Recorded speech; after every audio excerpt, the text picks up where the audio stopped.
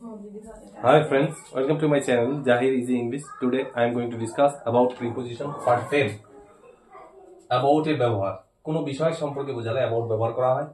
কোন স্থানের আশেপাশে বা নিকটে থাকার অর্থে about ব্যবহার করা হয়। কোন সময়ের আনুমানিক মান নির্দেশ করার অর্থেও about ব্যবহার করা হয়। কোন কাজ সম্পর্কে তথ্য প্রদান করার অর্থেও about ব্যবহার করা হয়। Let's see the example, friends. I am talking about my favorite book.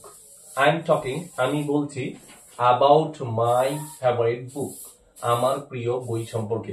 তাহলে বিষয় সম্পর্কে, কি সম্পর্কে? আমার ফেভারিট বই সম্পর্কে আমি বলছি। কোন স্থানের আশেপাশে বা নিকটে থাকার অর্থে the park is about a mile from my house. পার্কটি আমার বাসা থেকে 1 মাইল দূরে, 1 মাইলের কাছাকাছি। তারপরে কোন সময়ের আনুমানিক মান নির্দেশ করার অর্থে I will be there about 5 o'clock.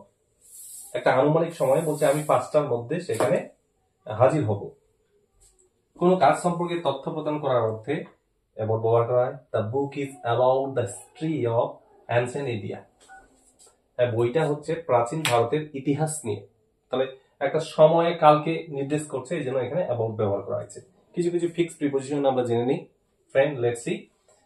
Fix, ask about কোন ব্যাপারে জিজ্ঞাসা করা, agree about কোন ব্যাপারে সহমত হওয়া, care about কোন ব্যাপারে ভাবা, decide about কোন ব্যাপারে সিদ্ধান্ত নেওয়া, dream about কোন কিছুর ব্যাপারে স্বপ্ন দেখা, target about কোন কিছুর ব্যাপারে নিশানা ঠিক করা, কোন কিছুর ব্যাপারে টার্গেট করা, know about কোন কিছুর ব্যাপারে জানা, আর worry about মানে কোন কিছুর ব্যাপারে চিন্তা করা। Hope you understand, friends. See you again with a new friend.